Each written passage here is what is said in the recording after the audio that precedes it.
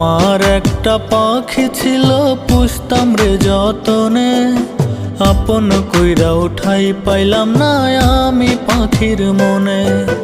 নতুন বাসা বাঁধলো পাখি জানি না কোন বনে, পাখি আমার উইরা গেছে জলদি আনয়নে, পাখি আমার উইরা গেছে জলদি আনয়নে, পাখি আমার উইরা গেছে জলদি আনয়নে।